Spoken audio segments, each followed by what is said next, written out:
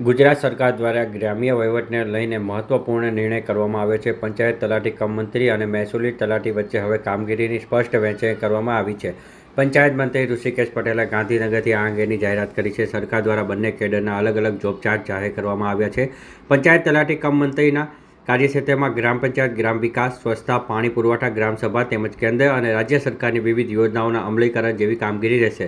જ્યારે મહેસૂલી તલાટીના કાર્યક્ષેત્રમાં જમીન મહેસૂલી સંબંધિત કામગીરી, જમીન રેકોર્ડ, દબાણ, જમીન સંપાદન, પાક વીમો, પાક કાપણી, પ્રયોગો અને કૃષિ રાહત પેકેજ સહિતની કામગીરીનો સમાવેશ કરવામાં આવ્યો છે. આ અંગેની માહિતી મંત્રી ઋષિકેશ પટેલે 17 ઓગસ્ટના સાંજે 6:30 વાગે આપી હતી. મહેસૂલી તલાટીઓની નિમણૂક પછી પંચાયત તલાટી અને મહેસૂલ તલાટી વચ્ચેના કામગીરી વહેંચણી માટેના વારંવાર રજૂઆતના અનુસંધાને એક મહત્વનો નિર્ણય લેવામાં આવ્યો છે, જેમાં નામાભિધાન સાથે પંચાયત તલાટીને ગ્રામ પંચાયત સચિવ અને મહેસૂલ તલાટીને મહેસૂલ તલાટી તરીકેનું ડેઝિગ્નેશન આપવામાં આવ્યું છે અને સાથે મહેસૂલી તલાટી અને પંચાયત તલાટી કમ મંત્રીની કામગીરી અને જવાબદારીઓને વહેંચવામાં આવી છે. ખૂબ લાંબા સમયથી આ નિર્ણય પેન્ડિંગ હતો અને ખૂબ અનેક કામો ગ્રામ્ય લેવલે રહેતા હોય છે. લગભગ નાના મોટા થઈ અને જો કમ્પાઇલેશન કરો તો લગભગ 90 થી 100 જેટલા કામો અને જુદા પાડો તો 290 જેટલા કામો એ ગ્રામ પંચાયતમાં રહેતા હોય છે.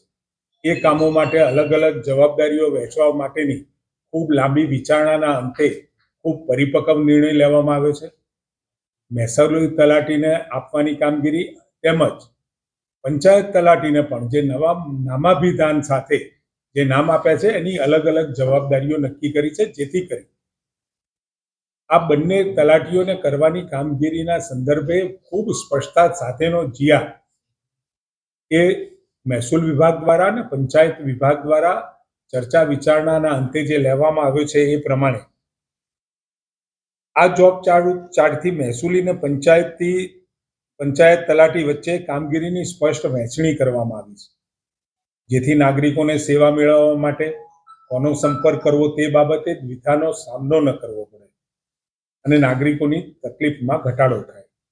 આ સેવાઓ માટે રાજ્યમાં જુદા જુદા જિલ્લાઓમાં અલગ અલગ કાર્ય પદ્ધતિના સ્થાને સમાન અને સુગમ કાર્ય પદ્ધતિ આ ઠરાવથી અમલમાં આવશે અને મહેસૂલી અને પંચાયત તલાટીઓની કાર્યક્ષમતામાં પણ વધારો થશે.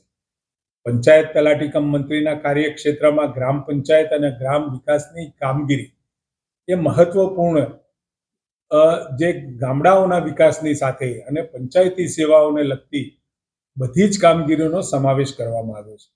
પંચાયત ગ્રામ ગૃહ નિર્માણ ગ્રામ વિકાસ વિભાગ દ્વારા નક્કી કરાયેલ જોબ ચાર્ટ મુજબ પંચાયત તલાટી કમ મંત્રી દ્વારા પંચાયત અધિનિયમ અને નિયમો અન્વયે ગ્રામ પંચાયત સચિવ તરીકે થતી તમામ કામગીરી અમને કરવાની રહેશે.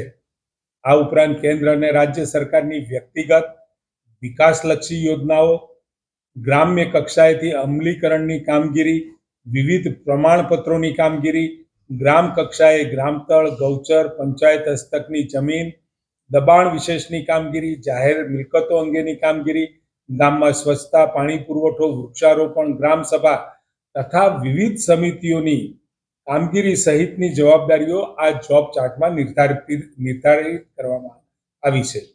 જોબ ચાર્ટમાં પીએમ કિસાન, પીએમ વિશ્વકર્મા, ઈ ગ્રામ, ઈ નિર્માણ કાર્ડ, આંગણવાડી, પ્રાથમિક શિક્ષણ, ગ્રામ્ય સ્વચ્છતા, પાણી પુરવઠો, ગ્રામતળના પ્લોટ, જાહેર હેતુની જમીન, સ્વચ્છતા, આરોગ્ય સહિતની ગ્રામ્ય કક્ષાની કામગીરીનો પણ સમાવેશ કરવામાં આવ્યો છે.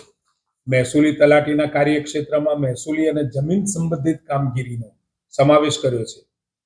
આ જોબ ચાર્ટ પ્રમાણે મહેસૂલી તલાટીની કામગીરીમાં મહેસૂલના વિવિધ અધિનિયમો અને નિયમો, હિજરતી મિલકત, અશાંત ધારા અન્વયની તમામ કામગીરી, કેન્દ્ર કે રાજ્ય સરકારની જમીન સંદર્ભે જમીનના રેકર્ડ અને સર્વેને લગતી કામગીરી તથા પીએમ સ્વામિત્વ યોજના સંબંધિત કામગીરીનો સમાવેશ કરવામાં આવ્યો છે.